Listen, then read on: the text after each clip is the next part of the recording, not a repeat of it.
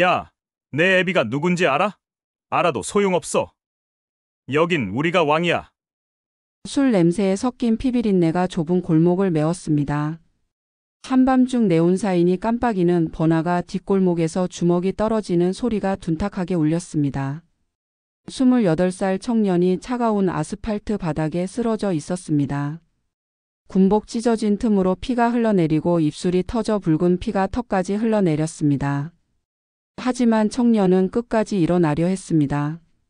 이 새끼가 끝까지 버티네. 조폭 두목 강철수가 비웃으며 구둣발로 청년의 옆구리를 찼습니다. 청년이 신음을 터뜨렸지만 눈빛만은 꺾이지 않았습니다. 주변에 모인 사람들은 모두 고개를 돌렸습니다. 술집에서 나온 손님들도 못 본 척 빠르게 걸음을 재촉했고 순찰 나온 경찰관도 무전기만 만지작거리며 뒤돌아섰습니다. 경찰이 왜 안 와요? 사람이 죽어가는데. 한 시민이 소리쳤지만 경찰관은 어깨를 으쓱하며 대답했습니다. 여기 강철수 두목구역이야. 우리가 뭘 할 수 있겠어. 그 청년은 그냥 맞고만 있어야 했습니다. 아무도 몰랐습니다. 김태민이 대한민국 최전방을 지휘하는 김태식 장군의 아들이라는 것을 말입니다. 비웃음이 울렸습니다. 주먹이 떨어졌습니다. 아무도 나서지 않았습니다. 하지만 이것은 단순한 폭력 사건이 아니었습니다. 40년 전부터 시작된 악연의 마지막 장이 이제 막 열리려 하고 있었습니다. 강철수는 마지막으로 태민의 뺨을 후려치며 말했습니다. 군인이면 뭐 어때? 여기선 우리가 법이야. 너 같은 놈은 구치소에서 썩어야 해. 태민이 구치소로 끌려가는 그 순간 멀리서 누군가 이 장면을 지켜보고 있었습니다. 40년 된 군복을 입은 한 노인이 주먹을 꽉 쥔 채 서 있었습니다. 김태식 장군이었습니다. 엎드려 뻗쳐. 더 빨리. 구치소 독방에서 욕설이 터져 나왔습니다. 새벽 3시 차가운 콘크리트 바닥에 태민이 엎드려 있었습니다. 군복은 이미 찢어져 넝마가 되었고 등에는 채찍 자국이 선명했습니다. 이 군인 새끼가 아직도 정신을 못 차렸네. 구치소 내 조폭 간부 박성호가 비웃으며 태민의 머리채를 잡았습니다. 태민의 입에서 피가 흘러내렸지만 눈빛만은 여전히 살아 있었습니다. 편지 썼냐? 아버지한테 항복한다고? 안 쓸 겁니다. 태민이 목 놓아 외쳤습니다. 박성호가 발로 태민의 옆구리를 찼습니다. 뼈가 부러지는 소리가 울렸습니다. 이 새끼가 끝까지 버티겠다는 거야? 그 시각 김태식 장군은 잠에서 깨어났습니다.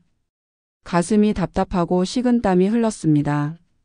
40년 군 생활의 직감이 뭔가 잘못됐다고 속삭였습니다. 전화벨이 울렸습니다. 장군님 큰일 났습니다. 부관의 다급한 목소리. 태식의 손이 떨렸습니다. 태식은 즉시 지역 경찰서에 전화를 걸었습니다. 나는 김태식이다. 내 아들 김태민 사건에 대해 이야기하고 싶은데. 아, 장군님이시군요. 그런데 저희도 할 수 있는 게 없습니다. 강철수 조직이 워낙. 뭐라고? 할 수 있는 게 없다고?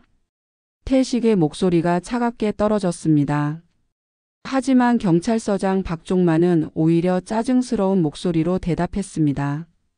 장군님, 여기는 군대가 아닙니다. 민간 치안은 저희 소관이고 강철수 두목은 시장님과도 가까운 사이라서요. 시장과 가깝다고? 그게 무슨 소리야? 죄송합니다만 이 건은 이미 조사가 끝났습니다. 태민 씨가 먼저 시비를 걸었다는 증언이 여러 명 있어서요. 태식은 전화를 끊고 주먹으로 책상을 쳤습니다. 나무 책상에 금이 갔지만 가슴속 분노는 가라앉지 않았습니다. 그 시각 시내 최고급 룸살롱에서는 축배가 오르고 있었습니다. 강두목 고생 많았어.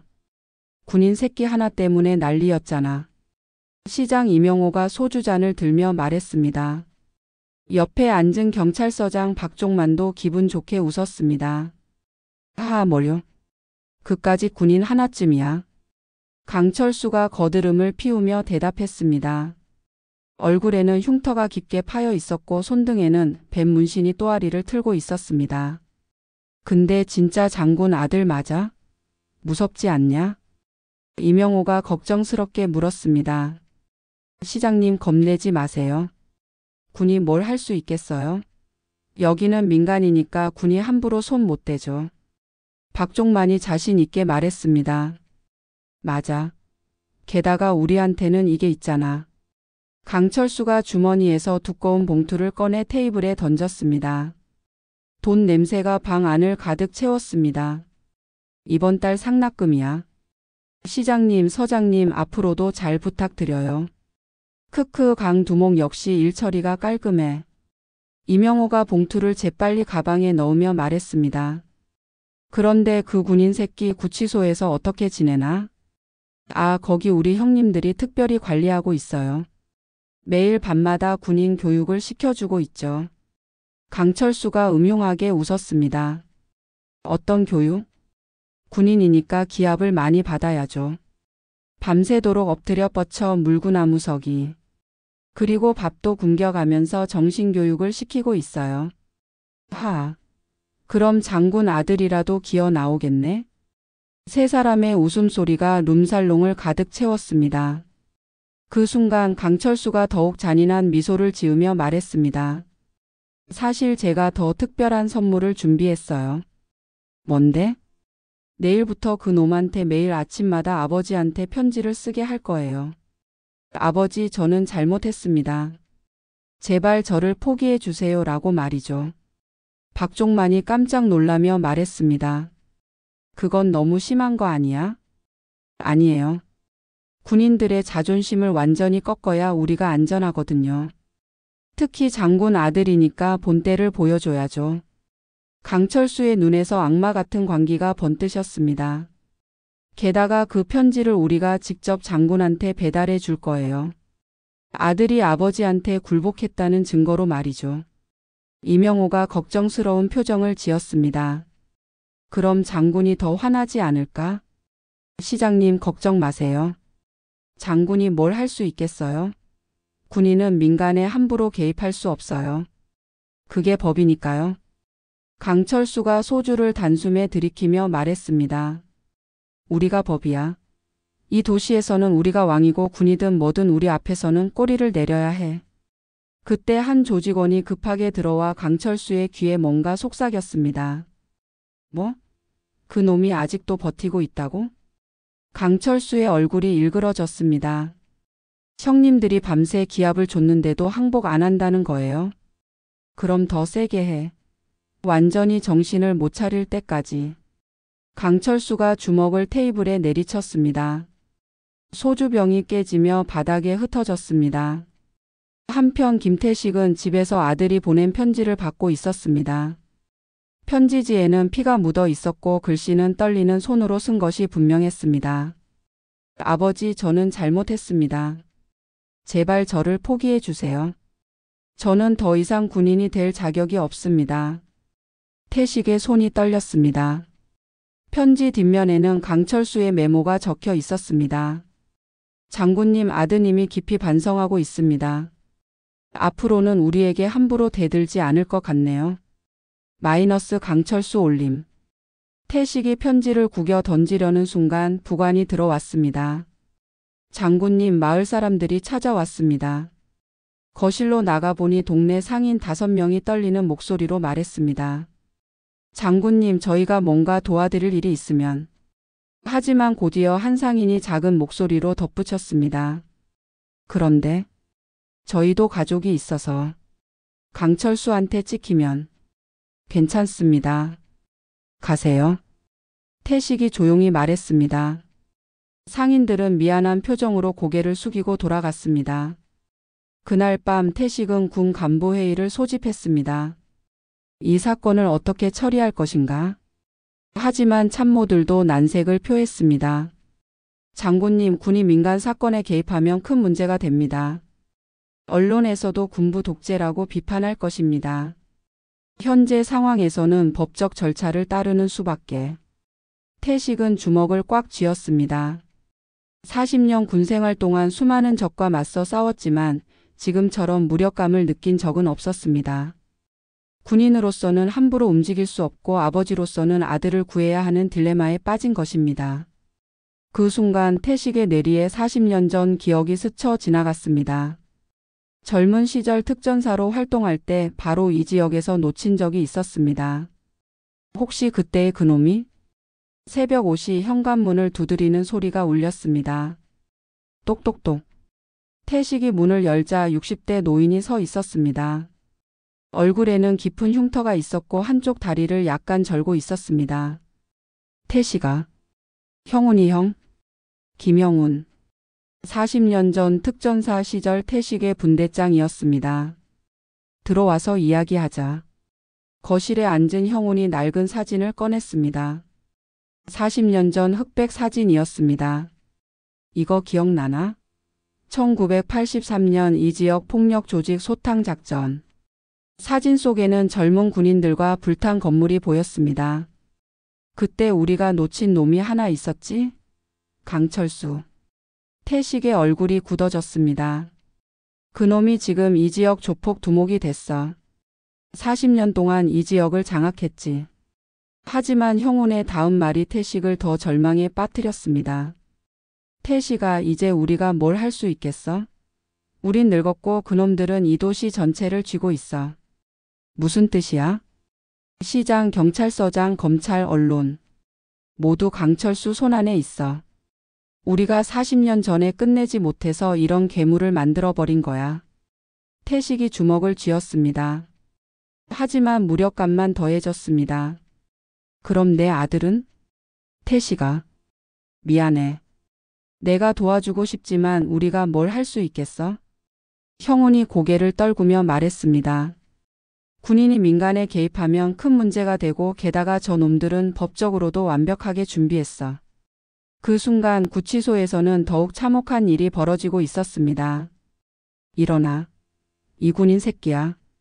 박성호가 태민의 머리채를 잡고 일으켰습니다. 태민의 얼굴은 피범벅이 되어 있었습니다. 오늘은 특별한 손님이 와. 문이 열리며 정장을 입은 중년 남성이 들어왔습니다. 시장 이명호였습니다. 이게 그 장군 아들이야? 이명호가 태민을 내려다보며 말했습니다. 네, 시장님. 어떻게 생각하세요? 하하, 장군 아들이라고 해서 뭔가 특별할 줄 알았는데 그냥 평범한 군인이네. 이명호가 비웃었습니다. 시장님, 이놈이 아직도 편지 쓰기를 거부하고 있어요. 그래? 그럼 더 교육시켜야지. 이명호가 태민 앞에 쪼그려 앉았습니다. 야, 군인아. 내 아버지가 뭘 할 수 있는지 아나? 태민이 고개를 들었습니다. 눈에서 피가 흘러내렸습니다. 아무것도 못해. 왜냐하면 나는 이 도시의 시장이고 너희 아버지는 그냥 군인이거든. 시장이라고. 이런 짓을? 태민이 가늘게 중얼거렸습니다. 이런 짓? 하하. 이게 현실이야. 나는 이 도시의 왕이고 강철수는 내 칼이야. 이명호가 일어서며 박성호에게 말했습니다. 더 세게 해. 완전히 길들여야 해. 한편 태식은 경찰서를 다시 찾았습니다. 하지만 결과는 더욱 참담했습니다. 장군님, 이미 말씀드렸잖아요. 저희도 할 수 있는 게 없어요. 경찰서장 박종만이 차가운 목소리로 말했습니다. 내 아들이 죽어가고 있어. 그건 태민 씨가 먼저 시비를 걸어서 생긴 일이죠. 증인도 여러 명 있고요. 조폭들 증언을 믿겠다는 거야? 장군님, 여긴 민주주의 사회입니다. 모든 시민의 증언은 동등한 가치를 가져요. 박종만이 비웃듯 말했습니다. 태식이 책상을 주먹으로 쳤습니다. 하지만 박종만은 도리어 웃었습니다. 장군님, 폭력 쓰시면 안 되죠. 군인이 민간에서 폭력 쓰면 어떻게 되는지 아시잖아요. 태식은 주먹을 떨며 참아야 했습니다. 군법 위반이 되기 때문이었습니다. 그리고 장군님. 박종만이 서랍에서 서류를 꺼냈습니다. 태민 씨 사건은 이미 검찰에 넘어갔어요. 폭행 혐의로 기소될 예정이고요. 뭐라고? 네, 강철수 씨를 폭행한 혐의로요. 증인들 증언이 명확하거든요. 태식의 다리에 힘이 빠졌습니다. 태식이 집으로 돌아와서는 군 상급자에게 전화를 걸었습니다. 소장님, 저희 아들 사건에 대해 군에서 도와줄 수 있는 방법이. 장군, 그거는 민간 사건이야. 군이 개입할 수 없어. 하지만 제 아들이. 김 장군, 자네도 올해 군복 입었으니 알잖아. 군이 민간에 개입하면 어떤 일이 벌어지는지. 전화가 끊어졌습니다. 태식은 또 다른 전화를 걸었습니다. 군 법무관에게였습니다. 법무관, 혹시 법적으로. 장군님, 이미 검토해봤는데 현실적으로 어려운 상황입니다. 상대방이 법적 절차를 완벽하게 준수하고 있어서요. 완벽하게? 네, 조폭이라고 하지만 합법적인 사업체로 위장되어 있고 시장과 경찰서장의 보호까지 받고 있어서. 태식은 전화를 끊고 의자에 주저앉았습니다. 그때 동네 상인들이 찾아왔습니다. 장군님, 무슨 일이에요? 저희가 도와드리고 싶지만. 상인 중 한 명이 떨리는 목소리로 말했습니다. 강철수가 어제 저희한테 경고했어요. 장군님을 도우면 가게를 불태우겠다고. 그리고 저희 가족들도 위험하다고. 또 다른 상인이 고개를 숙이며 말했습니다. 죄송합니다, 장군님. 저희도 가족이 있어서. 상인들은 미안한 표정으로 돌아갔습니다. 태식은 혼자 남았습니다. 40년 군생활. 수많은 전투에서 승리했지만 지금은 완전히 고립되어 있었습니다. 그 시각 강철수의 사무실에서는 축배가 오르고 있었습니다. 장군이 완전히 굴복했나? 시장 이명호가 물었습니다. 네, 이제 아무것도 못해요. 법적으로도 완벽하게 막혔고 군도 움직일 수 없고 시민들도 모두 겁먹었어요. 강철수가 자신 있게 대답했습니다. 그럼 그 군인 새끼는? 매일 밤마다 교육시키고 있어요. 곧 완전히 길들여질 거예요. 경찰서장 박종만이 웃으며 말했습니다. 40년 전에도 우리가 이겼고 지금도 우리가 이기는 거야. 40년 전? 이명호가 의아해했습니다. 그때 특전사들이 와서 설쳤잖아요. 하지만 결국 우리가 살아남았어요. 강철수가 비웃으며 말했습니다. 그리고 이제는 우리가 이 도시의 주인이 됐죠. 한편 구치소에서 태민은 더 이상 일어날 수도 없었습니다. 아버지. 태민이 중얼거렸습니다. 저는 군인이 맞나요? 눈물이 흘러내렸습니다. 나라가 저를 버린 것 같아요. 아무도 저를 지켜주지 않아요. 태민의 목소리가 절망에 가득 차 있었습니다. 그때 박성호가 들어왔습니다. 야, 아직도 안 죽었나? 내일부터는 더 재미있는 걸 해줄게. 내 아버지가 직접 와서 무릎 꿇게 만들 거야. 그럼 너도 아버지 앞에서 무릎 꿇고 빌어야지. 태민이 마지막 힘을 짜내며 말했습니다. 안 해요. 절대. 그래, 끝까지 버텨봐. 어차피 내 아버지도 우리 앞에서는 꼬리 내릴 테니까. 박성호가 나간 후 태민은 혼자 중얼거렸습니다. 아버지, 정말 아무것도 할 수 없는 건가요? 한편 태식은 집에서 혼자 앉아 있었습니다. 가슴이 터질 듯 뛰었습니다. 하지만 손은 무릎 위에서 떨기만 했습니다. 40년 군생활. 무수한 승리. 하지만 지금은 아무것도 할 수 없었습니다. 군인이라서 민간에 개입할 수 없었습니다. 법적으로도 막혀 있었습니다. 아무도 도와주지 않았습니다. 세상 전체가 자신을 적대하는 것 같았습니다. 태식은 주먹을 꽉 쥐었습니다. 하지만 주먹을 펼 곳이 없었습니다. 내가 뭘 할 수 있단 말인가? 태식의 목소리가 절망에 잠겼습니다. 밤이 깊어갔습니다. 하지만 태식은 잠들 수 없었습니다. 아들의 절규가 귓가에 맴돌았습니다. 아버지, 저는 군인이 맞나요? 나라가 저를 버린 것 같아요. 태식의 눈에서 눈물이 흘렸습니다. 아들아, 아버지가 미안하다. 하지만 미안하다고 해서 달라지는 건 아무것도 없었습니다. 강철수는 여전히 이 도시의 왕이었고 태민은 여전히 고통받고 있었습니다. 그리고 태식은 여전히 아무것도 할 수 없었습니다. 새벽이 밝아왔습니다. 하지만 희망은 보이지 않았습니다. 태식은 책상 앞에 앉아 빈 종이를 바라보았습니다. 무엇을 써야 할지 몰랐습니다.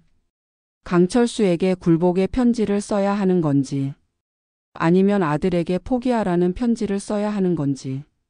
태식의 손이 떨렸습니다. 평생 적과 맞서 싸웠던 그 손이 이제는 펜조차 들 수 없었습니다. 세상은 너무 거대했고 자신은 너무 작았습니다. 40년 군 생활이 무색할 정도로 무력했습니다. 태식은 마침내 깨달았습니다. 자신이 얼마나 무력한 존재인지를 말입니다. 새벽 6시 태식의 휴대폰이 울렸습니다. 장군님. 낯선 목소리였습니다. 하지만 태식은 즉시 알아차렸습니다. 정수야? 네, 장군님. 소식 들었습니다. 정수. 40년 전 태식의 부하였던 특전사 출신이었습니다. 지금은 민간 보안 업체를 운영하고 있었습니다. 어떻게 알았어? 군 내부는 좁습니다.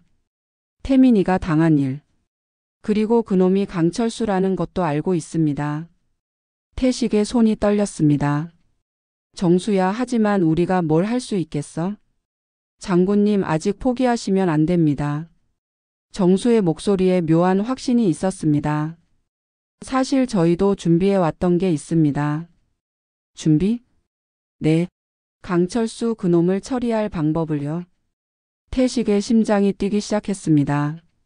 정수야, 그게 무슨... 장군님, 오늘 밤 12시에 구 군사시설로 오십시오. 37번 창고입니다. 그곳이 왜? 장군님께서 직접 보셔야 할 것들이 있습니다. 전화가 끊어졌습니다. 그 시각 강철수는 더욱 오만해져 있었습니다. 장군이 완전히 무너졌나 보네. 시장 이명호와 함께 골프장에서 라운딩을 하고 있었습니다. 어제부터 장군한테서 연락이 없어요. 완전히 포기한 것 같습니다. 경찰서장 박종만이 웃으며 말했습니다. 그럼 그 군인 새끼는 어떻게 할 거야? 좀 더 재밌게 해볼까 해요. 강철수가 음흉한 미소를 지었습니다. 어떻게? 오늘 밤에 장군을 직접 구치소로 불러낼 거예요. 뭐? 아들이 죽어간다고 하면서 말이죠. 그럼 장군이 달려올 거 아니에요? 이명호가 걱정스럽게 말했습니다. 그럼 너무 위험하지 않을까? 아니에요, 시장님. 그때 장군 앞에서 아들을 더 심하게 괴롭힐 거예요. 강철수의 눈에서 악마 같은 광기가 번뜩였습니다. 장군이 지켜보는 앞에서 아들을 무릎 꿇게 하고 장군한테도 같이 무릎 꿇으라고 할 거예요. 그럼 장군이 더 화나지 않을까? 화나면 어쩔 건데요? 장군이 뭘 할 수 있어요? 여긴 민간이고 우리가 법이에요. 박종만이 박수를 쳤습니다. 와, 완전히 굴욕을 주는 거네. 좋은 생각이야. 이번 기회에 완전히 끝장내버릴 거예요. 장군도 아들도. 강철수가 골프채를 휘두르며 말했습니다. 한편 태식은 낡은 군복 상자를 열고 있었습니다. 40년 된 특전사 전투복이 나왔습니다. 아직도 핏자국이 남아 있었습니다. 태식이 군복을 만져보았습니다. 그때의 기억이 되살아났습니다. 젊은 시절 적진에 혼자 침투해 임무를 완수했던 날들. 동료들과 함께 불가능을 가능으로 만들었던 작전들. 그리고 강철수를 놓쳤던 그날. 태식이 서랍 깊숙한 곳에서 무언가를 꺼냈습니다. 낡은 전술 수첩이었습니다. 40년 전 강철수에 대한 모든 정보가 기록되어 있었습니다. 이놈의 약점을 찾을 수 있을까? 태식이 수첩을 뒤적이며 중얼거렸습니다. 그때 또 다른 전화가 왔습니다. 형. 민호야? 민호. 40년 전 함께 작전을 수행했던 또 다른 전우였습니다. 정수한테 들었어. 오늘 밤 작전 있다면서? 너도 알고 있었어?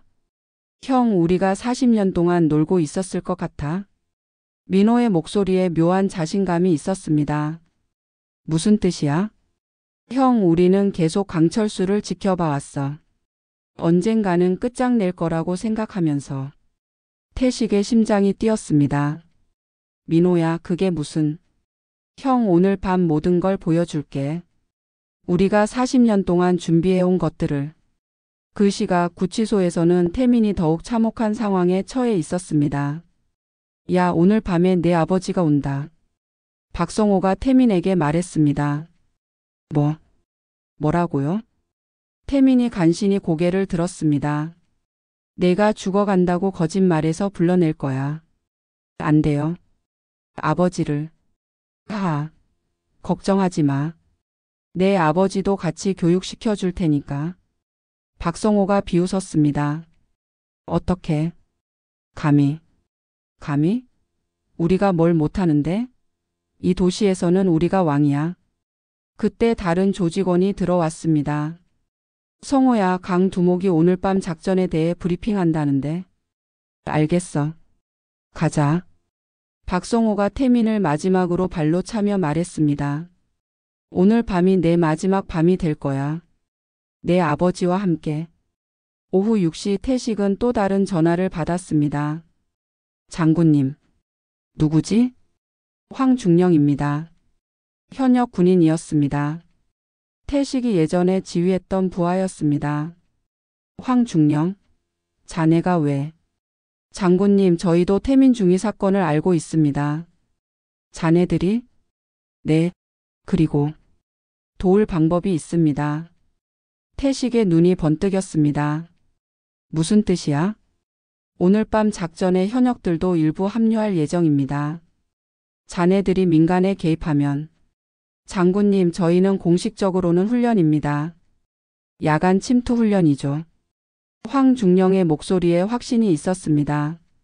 그리고 훈련 중에 우연히 발견한 불법 시설을 신고하는 것뿐입니다. 태식은 뭔가 거대한 계획이 진행되고 있음을 느꼈습니다. 저녁 8시 강철수는 조직원들과 최종 회의를 하고 있었습니다. 오늘 밤 계획은 이렇다. 강철수가 칠판에 그림을 그리며 설명했습니다. 장군을 구치소로 불러내서 아들과 함께 무릎 꿇게 만든다. 그 장면을 동영상으로 찍어서 인터넷에 올린다. 그러면 장군은 완전히 끝난다. 조직원들이 박수를 쳤습니다. 두목님, 그런데 혹시 장군이 뭔가 준비했을 가능성은? 한 조직원이 걱정스럽게 물었습니다. 뭘 준비하겠어? 장군은 이미 완전히 무너졌어. 강철수가 자신 있게 말했습니다. 게다가 우리한테는 시장 경찰서장이 있잖아. 장군이 뭘 할 수 있겠어? 그때 강철수의 휴대폰이 울렸습니다. 응? 두목님, 구치소에서 연락 왔는데 태민이가 갑자기 쓰러졌다는데요. 뭐?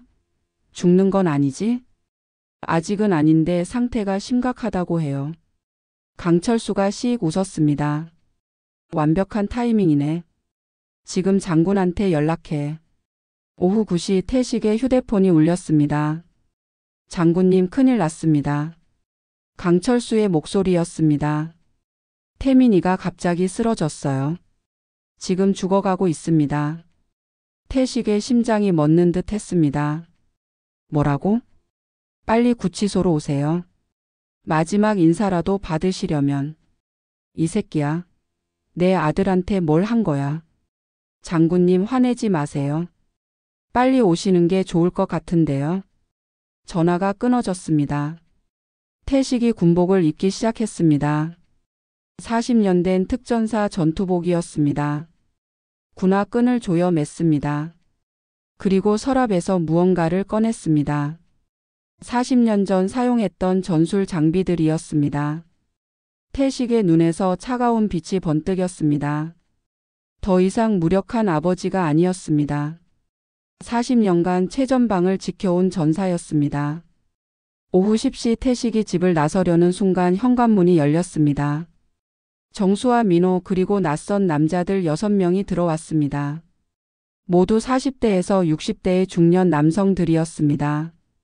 하지만 그들의 눈빛은 평범하지 않았습니다. 장군님. 정수가 경례를 했습니다. 다른 사람들도 따라 했습니다. 너희들이 40년 전 태식 장군님 휘하에서 복무했던 특전사 출신들입니다. 민호가 말했습니다. 우리는 40년 동안 이 순간을 기다려왔습니다. 태식의 가슴이 뜨거워졌습니다. 하지만 너희들이 위험해. 장군님, 저희에게는 이것이 마지막 임무입니다. 정수가 단호하게 말했습니다. 40년 전 완수하지 못한 임무를. 그 순간 모든 사람의 휴대폰이 동시에 울렸습니다. 같은 메시지였습니다.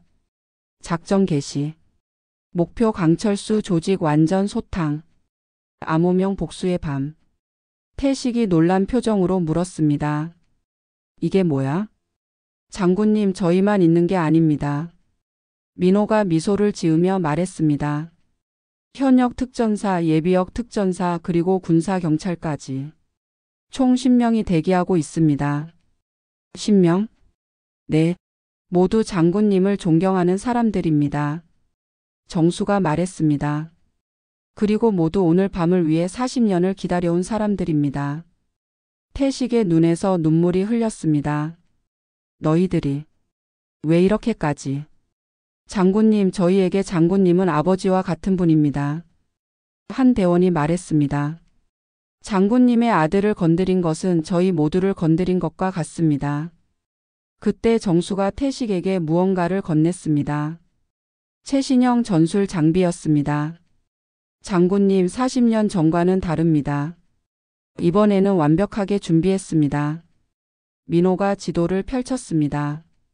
강철수의 모든 거점, 조직원들의 위치, 시장과 경찰서장의 동선까지 모두 파악했습니다. 어떻게? 40년 동안 준비해 왔으니까요. 정수가 웃으며 말했습니다. 그 순간 태식은 깨달았습니다. 자신이 혼자가 아니라는 것을. 40년 동안 함께 싸웠던 동료들이 아직도 자신을 따르고 있다는 것을. 오후 11시 작전이 시작되었습니다.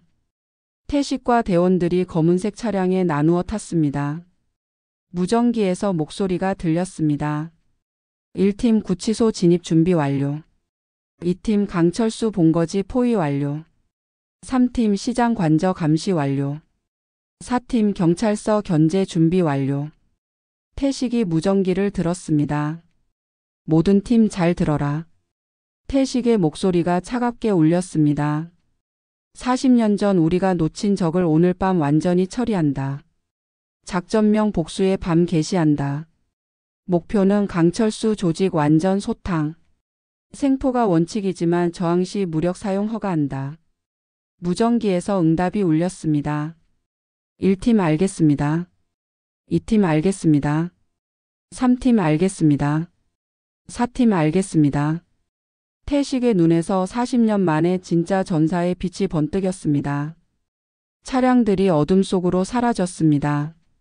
복수의 밤이 시작되었습니다. 오후 11시 30분 구치소 앞. 강철수가 조직원 10명과 함께 서 있었습니다. 모두 야구 방망이와 쇠파이프를 들고 있었습니다. 장군이 오면 바로 둘러싸라. 강철수가 지시했습니다. 그리고 무릎 꿇게 하고 사과시켜라. 알겠습니다, 두목님. 박성호가 대답했습니다. 오늘 밤이 끝나면 이 도시에서 우리를 막을 수 있는 사람은 아무도 없을 거야. 강철수가 비웃으며 말했습니다. 그때 멀리서 차량 한 대가 나타났습니다. 왔다. 조직원들이 긴장했습니다. 검은색 승용차가 구치소 앞에 멈췄습니다. 차문이 열리며 태식이 내렸습니다. 40년 된 특전사 전투복을 입고 있었습니다. 하, 장군님 어서 오세요. 강철수가 비웃으며 맞이했습니다. 내 아들은 어디 있어? 태식이 차갑게 물었습니다. 안에 있어요. 그런데 장군님, 아들을 보기 전에 해야 할 일이 있어요. 뭔 소리야? 무릎 꿇고 사과하세요. 저희에게 무례했던 것에 대해서요. 강철수가 야구 방망이를 들며 말했습니다. 조직원들이 태식을 둘러쌌습니다. 무릎 꿇어. 박성호가 소리쳤습니다. 태식이 천천히 고개를 들었습니다. 눈에서 차가운 빛이 번뜩였습니다. 너희들이 감히 대한민국 장군에게 무릎 꿇으라고? 하하. 장군이면 뭐 어때? 여기선 우리가 왕이야. 강철수가 비웃었습니다. 그 순간 태식의 입꼬리가 살짝 올라갔습니다. 정말? 태식이 손목시계를 보았습니다. 11시 59분이었습니다. 그럼 이제 진짜 왕이 누구인지 보여주마. 태식이 무전기를 들었습니다. 모든 팀 작전 개시. 갑자기 사방에서 불빛이 터졌습니다. 뭐야? 강철수가 당황했습니다. 구치소를 둘러싸고 있던 어둠 속에서 인형들이 나타났습니다. 모두 검은 전투복을 입고 있었습니다. 1팀 구치소 진입 완료. 2팀 후방 차단 완료. 3팀 제압 준비 완료. 무전기에서 보고가 이어졌습니다. 강철수와 조직원들이 둘러보니 사방이 포위되어 있었습니다. 누구야 이놈들이? 박성호가 떨리는 목소리로 외쳤습니다. 태식이 한 걸음 앞으로 나왔습니다. 나는 김태식이다. 대한민국 육군 장군이다.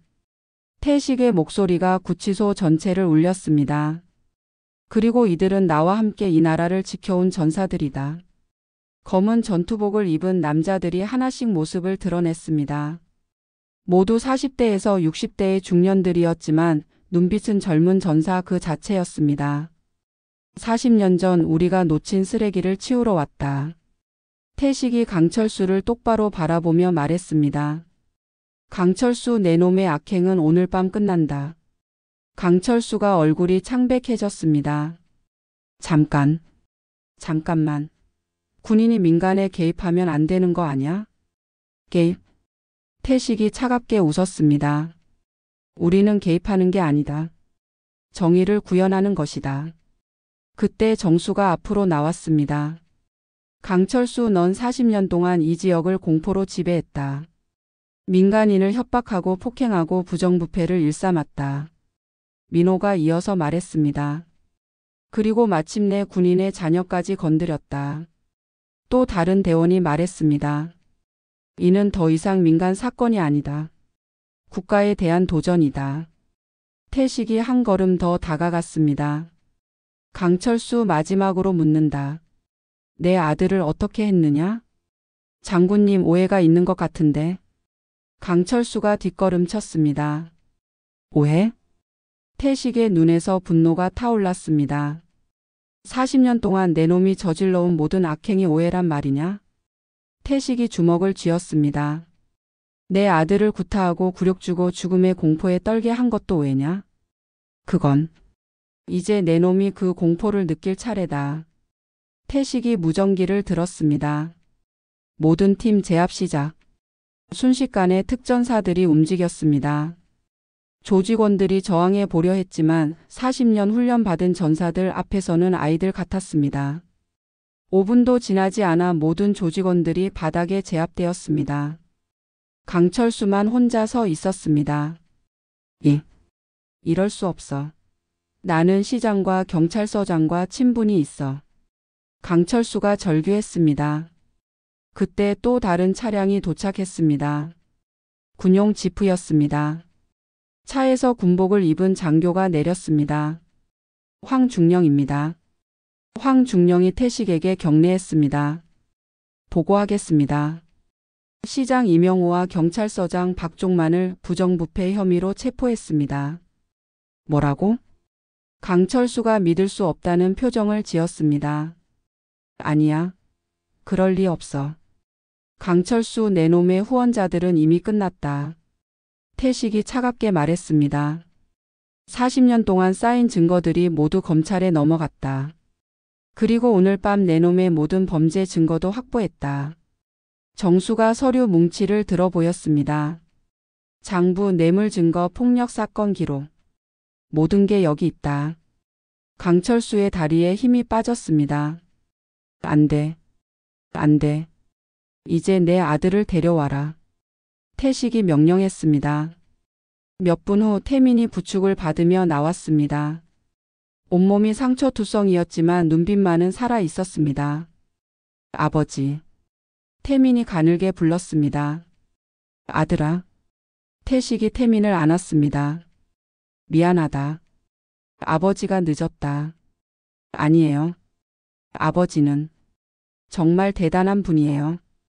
태민이 눈물을 흘리며 말했습니다. 저는 자랑스러운 군인의 아들입니다. 그 순간 구치소 앞에 시민들이 모여들기 시작했습니다. 소문을 들은 동네 사람들이었습니다. 강철수가 잡혔다. 드디어 이 지역이 평화로워지겠네. 시민들이 박수를 쳤습니다. 태식이 시민들을 향해 말했습니다. 여러분, 이제 이 지역에는 정의가 살아 있습니다. 누구든 힘있는 자가 약한 자를 괴롭히는 것을 용납하지 않겠습니다. 시민들의 박수가 더욱 커졌습니다. 강철수가 무릎을 꿇었습니다. 장군님, 제발 한 번만. 40년 전에도 내 놈은 그렇게 빌었다. 태식이 내려다보며 말했습니다. 하지만 그때 놓친 것이 오늘 이 사태를 만들었다. 이번에는 끝까지 간다. 태식이 황중령을 불렀습니다. 강철수와 조직원들을 모두 체포해라. 알겠습니다. 황중령이 경례했습니다. 강철수가 수갑을 차고 끌려가면서 소리쳤습니다. 이게 끝이 아니야. 나는 반드시 복수할 거야. 태식이 차갑게 대답했습니다. 복수? 앞으로 내 놈은 감옥에서 평생을 보낼 것이다. 그리고 내 놈 같은 쓰레기가 다시는 나타나지 않도록 우리가 지켜볼 것이다. 강철수가 차에 실려 사라졌습니다. 새벽이 밝았습니다. 태식과 태민이 함께 구치소 앞에 서 있었습니다. 아버지, 정말 끝난 건가요? 태민이 물었습니다. 응, 아들아. 이제 진짜 끝났다. 태식이 태민의 어깨에 손을 올렸습니다. 그리고 너는 정말 자랑스러운 군인이다. 마지막까지 굴복하지 않았으니까. 주변에 있던 특전사들이 모두 태민에게 경례했습니다. 태민 중위님, 수고하셨습니다. 태민이 눈물을 흘리며 답례했습니다. 그때 한 시민이 다가왔습니다. 장군님, 정말 감사합니다. 이제 우리 아이들이 안전하게 거리를 다닐 수 있겠어요. 다른 시민들도 하나둘 다가와 인사했습니다. 장군님 덕분에 이 지역이 살만한 곳이 됐어요. 정말 고맙습니다. 태식이 시민들에게 말했습니다. 군인은 원래 이런 일을 하는 것입니다. 국민을 지키는 것이 우리의 임무니까요. 태양이 완전히 떠올랐습니다. 40년 만에 이 지역에 진짜 평화가 찾아왔습니다. 태식과 태민이 집으로 걸어가고 있었습니다. 아버지. 왜? 저도 아버지 같은 군인이 되고 싶어요. 정의를 지키는 진짜 군인으로요. 태식이 미소를 지었습니다. 그래, 아들아. 그것이 군인의 진짜 임무다. 힘없는 사람들을 보호하고 정의를 세우는 것 말이다. 두 사람의 뒷모습이 아침 햇살 속으로 사라졌습니다. 그리고 이 지역에는 다시는 강철수 같은 악인이 나타나지 않았습니다. 왜냐하면 진짜 정의가 지키고 있었기 때문입니다. 3개월 후 법정에서 판사의 목소리가 울렸습니다. 피고인 강철수에게 무기징역을 선고한다. 시장 이명호와 경찰서장 박종만에게는 각각 징역 15년을 선고한다. 방청석에서 시민들이 박수를 쳤습니다. 강철수가 수갑을 찬 채 고개를 떨구고 법정을 나갔습니다. 40년간의 악행이 마침내 심판을 받았습니다. 같은 날 오후 마을 광장에서는 작은 축제가 열리고 있었습니다. 강철수 완전 처단 기념 축제라는 현수막이 걸려 있었습니다. 상인들이 자유롭게 장사를 하고 아이들이 마음 놓고 뛰어놀았습니다. 이제 정말 무섭지 않아요. 한 어머니가 아이 손을 잡으며 말했습니다. 우리 아이가 밤에도 안전하게 다닐 수 있어요. 마을 사람들의 얼굴에 진짜 웃음이 돌아왔습니다. 40년 만에 찾아온 진정한 평화였습니다. 그때 한 아이가 태식에게 다가왔습니다. 할아버지, 정말 고마워요. 왜? 이제 무서운 사람들이 없어져서 마음껏 놀 수 있어요. 태식이 아이의 머리를 쓰다듬었습니다. 그래, 앞으로도 계속 그럴 거야. 약속해요? 약속한다.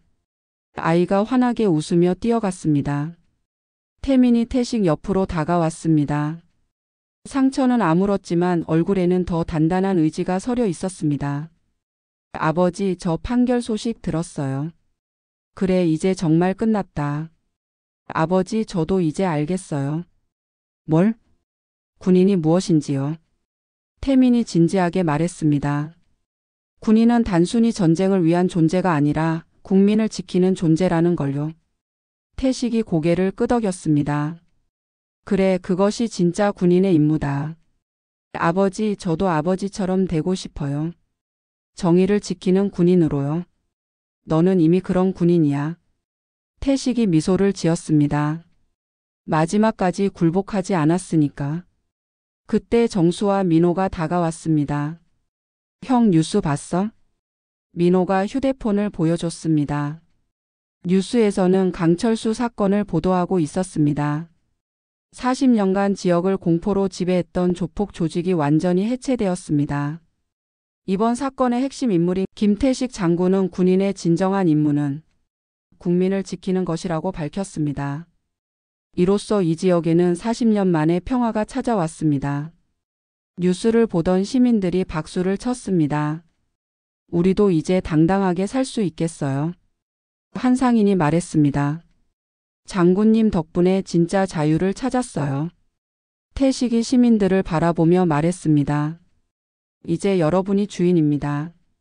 힘 있는 자들이 함부로 하는 것을 허용하지 마세요. 그리고 기억하세요. 진짜 권력은 정의에서 나온다는 것을. 시민들이 우렁찬 박수를 보냈습니다. 해가 서쪽으로 기울어가고 있었습니다. 태식과 태민이 집으로 걸어가고 있었습니다. 아버지. 왜? 40년 전 일은 후회하지 않으세요? 뭘? 강철수를 놓친 일 말이에요. 태식이 잠시 생각했습니다. 아니다. 왜요? 만약 40년 전에 그놈을 잡았다면 너는 진짜 군인이 무엇인지 몰랐을 수도 있어.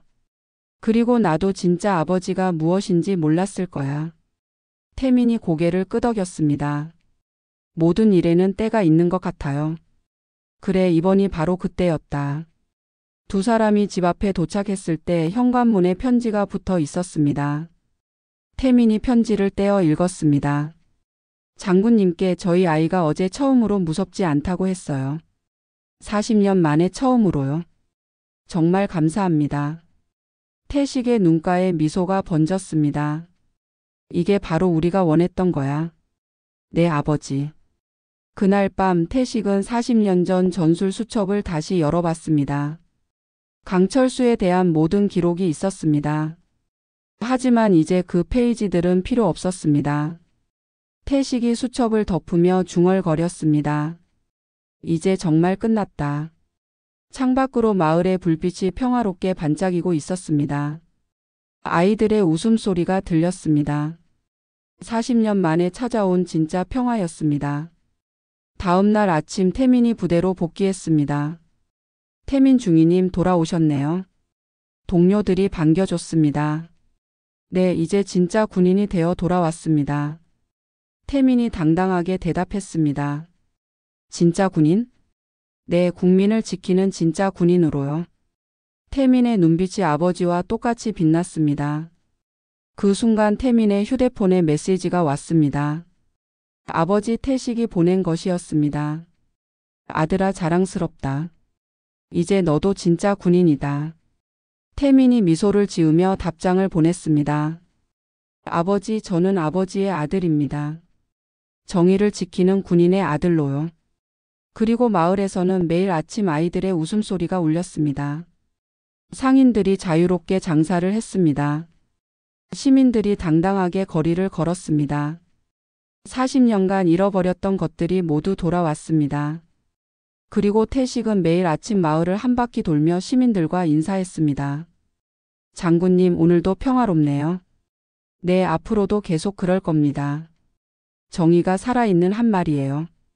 어느 날 저녁 태식이 마을 언덕에 올라가 아래를 내려다봤습니다. 평화로운 마을의 불빛들이 반짝이고 있었습니다. 40년 전 젊은 특전사였을 때는 몰랐습니다. 진짜 승리가 무엇인지를요. 진짜 승리는 적을 무찌르는 것이 아니라 평범한 사람들이 평범한 일상을 사는 것이었습니다. 아이들이 무서워하지 않고 어른들이 당당하게 살고 노인들이 평안하게 쉬는 것이었습니다. 태식이 중얼거렸습니다. 이제야 진짜 군인이 된 것 같다. 바람이 불어와 태식의 옷깃을 스쳤습니다. 40년 만에 찾아온 진짜 평화의 바람이었습니다. 그리고 그 바람 속에서 아이들의 웃음소리가 들렸습니다. 오늘 이야기 끝까지 함께해 주셔서 감사합니다. 정의는 결코 죽지 않습니다. 진짜 힘은 국민을 지키는 데 있습니다.